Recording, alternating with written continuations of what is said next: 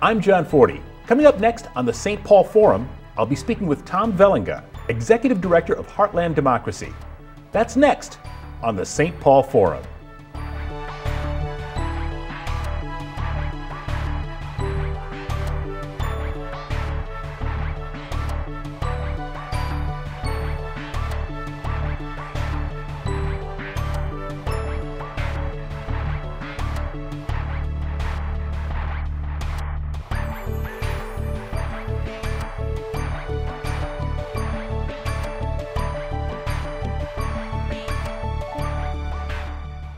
Welcome to the St. Paul Forum. I'm John Forde. With me today is Tom Vellenga, Executive Director of Heartland Democracy. Welcome, Tom. Thanks, John. It's great to have you here. Now, you grew up in the shadow of integrity of your famous mother, who was a state representative for, what, 14 years? 14 years, that's right. Okay, and how old were you when that was happening?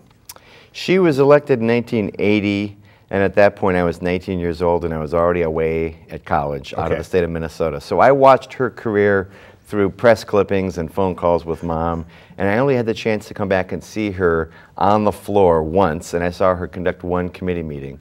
And it's one of my regrets is that I wasn't here to experience what it was like for Mom. So you kind of had, public policy in your blood most of your life. Right, in my blood, but also I was raised with public policy at the dinner table every night. Okay, and between the time you finished college and started Heartland Democracy, what were you doing? So I went away to school. I stayed in Washington, D.C., and mainly because I went to grad school there and decided upon graduation that I'd love to work for a member of Congress. So I worked in Congress for a series of representatives and then Senator Sarbanes for some number of years, and ended up with then Congressman Leon Panetta was his legislative aide for national security, defense, and foreign policy. And then when he left to go to the Clinton administration, and by that point it was directing his staff, I joined the Agency for International Development. I was their liaison to Congress for the new programs at the time in the former Soviet Union and Central and Eastern Europe. I did that for a few years, and then Panetta called me back to the Panetta family. I went to work for him at the White House, where I was his aide on national security. He retired temporarily to go back to California. I went to work for Federico Pena, who was the Secretary of Energy in the second Clinton term, and I was his advisor on environmental cleanup and health and safety.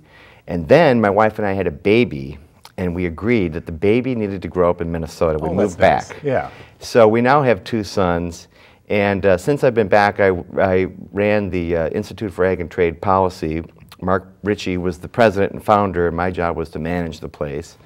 And when Brian Atwood came to town to become dean of the Humphrey School, he brought me over there to help launch new initiatives and to administer some programs there. And then, after I had done that stint, I decided it was time to create a new organization, and that's what led to Heartland Democracy, and that was late 2006. That's an amazing resume. Do you have any splotches on it? Any blotches on your escutcheon? Of course there are many blotches and splotches, but are we here to talk about that, John? Let me just say it was a lot of fun, and it was very different in Washington, D.C. Tons of fun, very rewarding, but my wife and I remain very happy that we moved to Minnesota to raise our kids here. Okay, so you started Heartland, and why?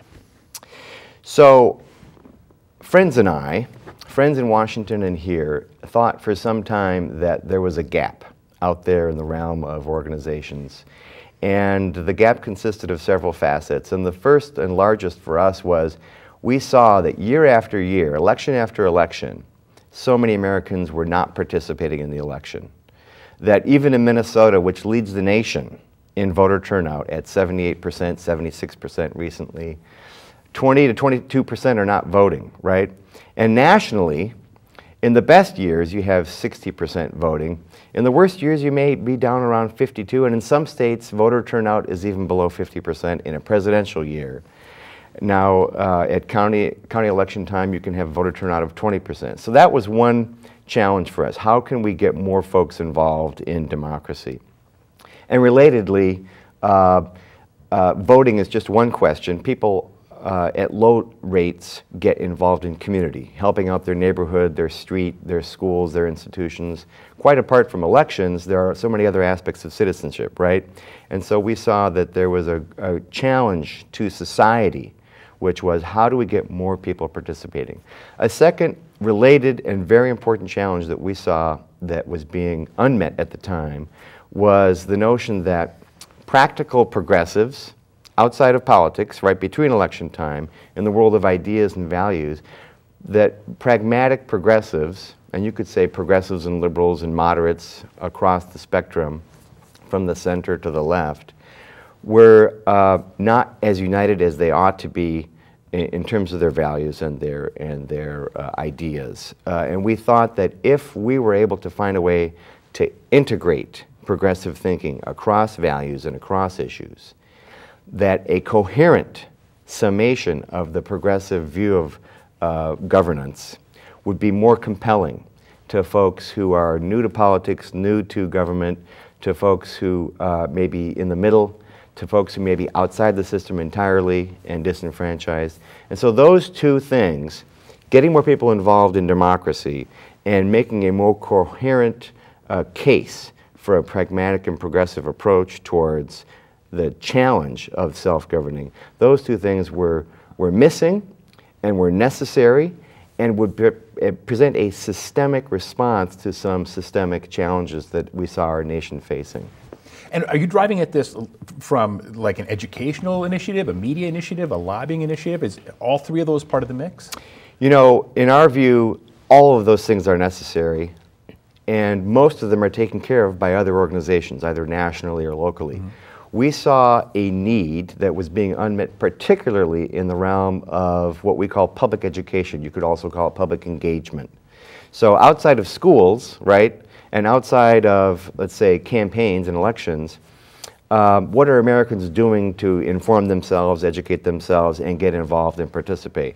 And that's where we saw the gap. Sure, at election time, there are tremendous voter mobilization efforts and get out the vote drives and so forth. But what's happening up until those last 3 months before the election, right? Who's talking to Americans? Who's talking to folks who are not involved, who are not affluent, who are not highly educated, who don't have the means to inform themselves, and who are not possibly tuned into media and other organizations that may cause them to become involved organically? And so you have programs to address that directly? What we did, John, is we tested a series of programs, and you could call those the blotches and splotches that you were talking about. So, but we took a very entrepreneurial spirit. We were willing to fail. We tried various ways of doing this. You could call them a series of experiments. How do we engage folks who are not already engaged, which is almost by definition incredibly challenging, you know? How do you persuade someone who's not already engaged that she or he wants to be engaged, right? Mm-hmm. What we ended up with was a program that we now call Empowering You. It's the single letter U. We had some high school students help us name it. Empowering You, and it's our core program now. It's growing rapidly, and it's a way of bringing to an existing organization and an existing gathering of people a program. So the point of this is we don't have to find a space and draw people in. We go to people where they already are. They're already gathering for some other reason. They may be there for school, they may be at a house of worship, they may be at a human or social service agency. They're going somewhere and getting some sort of programming. They're there, and then we bring the program in to the host organization, right? We bring the curriculum, the resources. We will sometimes bring a coach. And then if the host organization and the participants are willing, we will take them through this sequence, which amounts to self-education. And we call it coaching because we try really hard not to have the person who's leading the group stand there at the head of the room and lecture. Mm-hmm. We really try to avoid lecturing and preaching and also avoid condescension, you know, which is difficult It's empowering you. It's exactly. Empowering you. Yeah. And you're supposed to empower yourself. So it's the old Socratic method in 21st century words, right? So the coach asks the participants a series of questions in a sequence of topics. So the participants have to grapple with these questions and come up with the answers for themselves. And that's how we achieve the ownership that we're looking for and the desire from within to get involved. And you know, this last year was tremendous for us. We had a new evaluator come in, Heidi Gigax, who built an evaluation system using a nationally validated civic engagement survey So she tests or surveys the participants at the beginning and at the end. And what she has found now, after 1 year of work over the past year with 3 different organizations, is that, and she uses statistical software to measure the validity of the results, right? So we can now say with 99% certainty that the program is causing people to make major gains in 3 areas. Number one, they are now recognizing that there's tremendous power in community and that they have power themselves and that they have the power to get involved in community. Second, they're recognizing that if they get involved, that helps their community. They want to help their community, and if they get involved, they know it's going to help. And third, and this is the most important for us, they have the motivation to get involved. They have that spark, that desire, and they want to get involved, and they've tasted some of the joy, the deep, profound joy that people experience when they get involved in community, politics, government, and related things.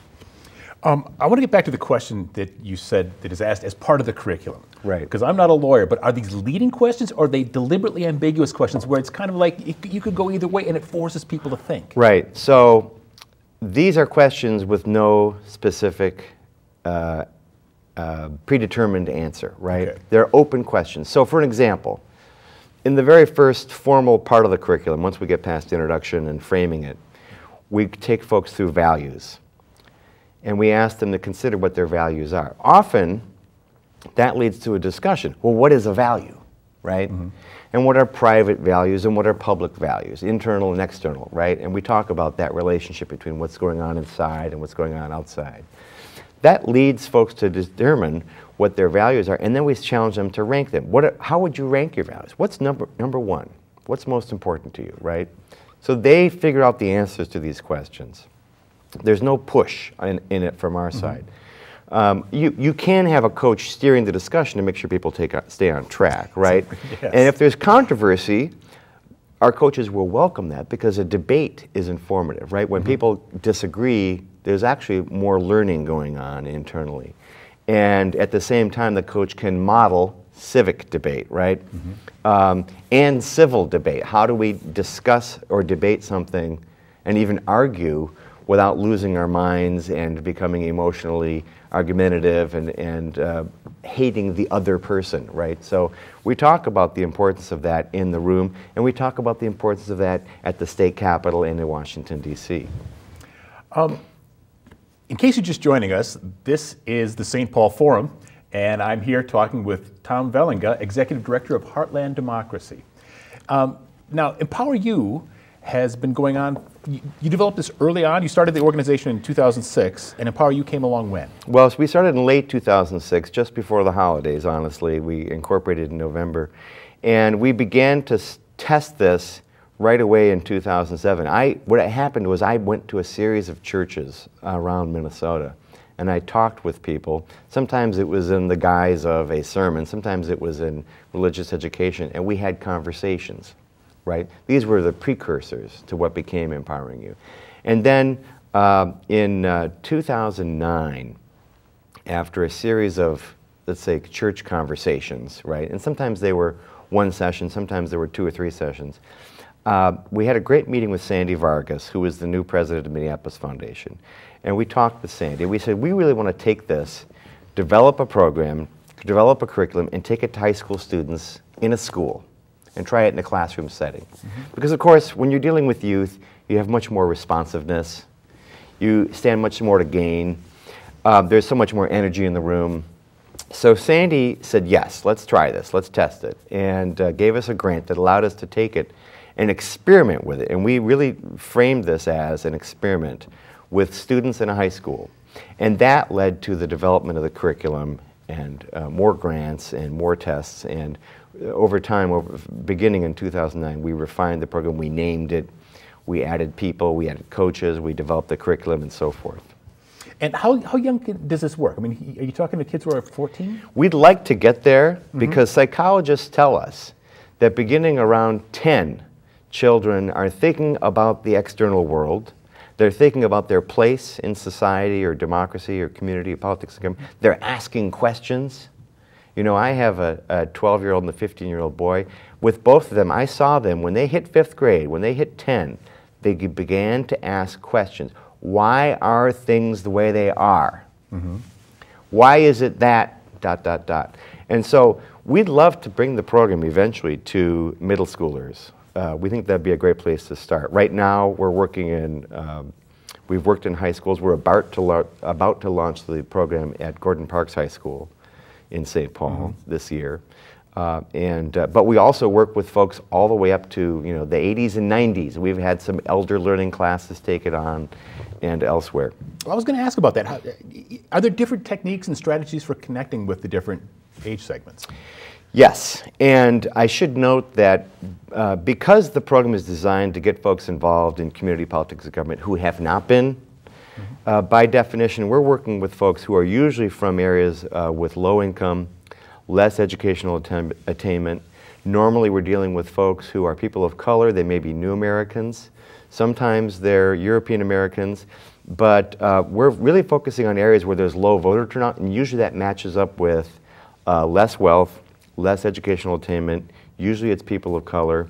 This year we're talking to counterparts in greater Minnesota who are working with European Americans as well as the full panoply of people of color. But to get back to your age question, yes, it's a different series of questions in every cohort. So we're actually trying to create variations on the theme. So our curriculum can be adapted to every type of cohort that we have. And so the resources are one place where there are differences. What resources do we bring to bear? What music?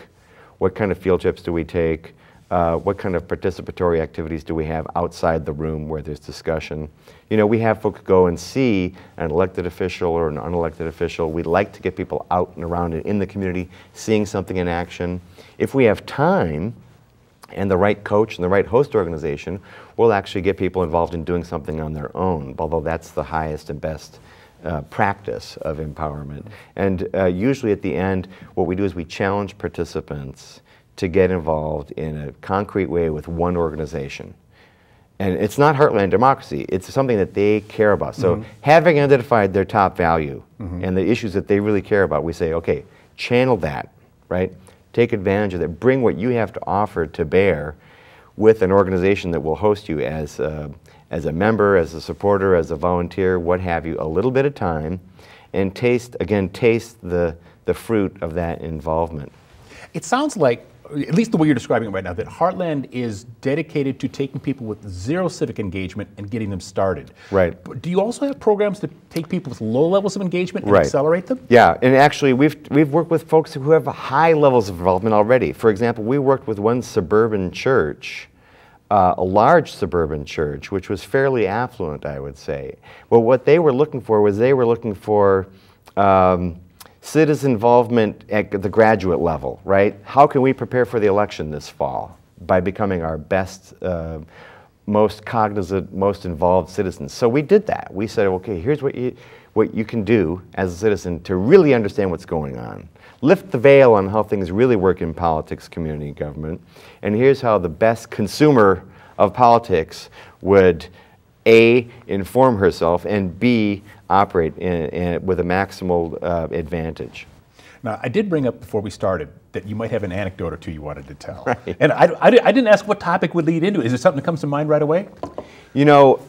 I love to tell the story of folks who've gone through our program and really have gone from A to Z. Before I tell you one story, I want to back up and give you one startling statistic because I think it concentrates the mind and it helps explain why this is so valuable. In 2008, presidential election year, the year the nation elected Barack Obama, Minnesota led the nation, as always in recent years, with voter turnout at 78%. 78% of eligible citizens voted that year in Minnesota. We looked at the statewide database that showed turnout in every precinct in the state, and we found the precinct with the lowest voter turnout in the state, and that was a precinct in North Minneapolis. Almost entirely African-American population in that precinct. And their voter turnout that year, in 2008, the year we elected the nation's first African-American president, was 16%. So 84% of the folks in that precinct did not vote in 2008. That number presents us with both the challenge and the opportunity that exists out there. What would happen if we got folks involved in their community and in politics and in governing themselves and began to work away at that number, 84%? Think about the talent and the energy that could be brought to bear. So an example of this was a young woman named Monica Sanders, who is, has been participating at Twin Cities Rise, an adult employment and training organization. Very well established, they're very large, they're quite successful at what they do. And they have hosted Empowering You over the last year. Monica Sanders was one of their participants. She came through the program. She herself would tell you that she's fairly shy, introverted, quiet. But Monica underwent a transformation in the program, so that when we went to them and said, hey, do you have someone who's participated who would like to talk about her story? Monica came up. We went to a radio program this fall, and Monica was nominated, and she accepted to be the participant who was the voice of her cohort, right? So Monica is African American. She's looking for a job. She hasn't been able to find a job for some time. She came out of this radio show, and the radio host Andy Driscoll at Truth to Tell over at KFAI asked Monica, Monica, talk to me about your experience. What did you experience? And I'm not going to quote her precisely, but it was something along the following lines. She said, Andy, for me, it was a personal transformation. She said, I didn't know until we went to the Capitol that the public was allowed inside. Wow. She said, I thought that only the elected representatives and senators were allowed inside the doors of the building. That says it all, right? And she said, I was so thrilled to figure out that I could go inside and I could talk with these people and they would listen to me and they would treat me with a certain amount of respect and dignity. It's just stunning for us, right? Those of us who are highly involved. And you used me as an example. I grew up the son of a state representative. We take it for granted, right, that the public is allowed inside the doors, and furthermore, that we can go talk to our elected representatives and influence them, right? Folks like Monica feel so excluded from the system and so quite apart from it, and have never had the opportunity or the invitation to join it, that they make assumptions like this. And you can't blame Monica. You have to blame the system and what we are not doing, and that's why we're doing Empowering You. Okay. Tom, we got about 5 minutes left. It's gone really fast, and I got 3 questions left for you. Yeah. The first is, there really isn't another organization like this anywhere, is there? You know, there may be, but I haven't heard about it if there is. Okay. We've been working really hard to create this thing. It is now taking off. As organizations find out about it, they come knocking on our door, will you please bring it to our people, you know? We know now that folks all over greater Minnesota and western Wisconsin want us to bring the program to them. We think it's capable of going national. It's true that I get wildly exuberant, irrationally exuberant, Alan Greenspan would say, about this, but I really believe that there's a huge need for it and that this program is one of many that could fill that gap. You know, there's a great sociologist down at Louisiana State named Matthew Lee. And I would want your viewers to know about his research and the research of so many other social science researchers who have shown that there is a direct correlation between folks' involvement in their community, politics, and government, on the one hand, and rising levels of education, healthcare, wellness, educational attainment, and consequently, decreases in crime and the downsides of our society. The passivity that, right. that is so corrosive. And you almost channeled my second question, which is, how do we take it to scale? I mean, what keeps us from going national virally? You know, I think it's just a question of time and effort, honestly. We've got to get the word out, and thanks to you and others, we're getting the word out, and we've got to build our team. And we're encouraging other organizations and other agencies around the country and eventually the world to do this kind of work.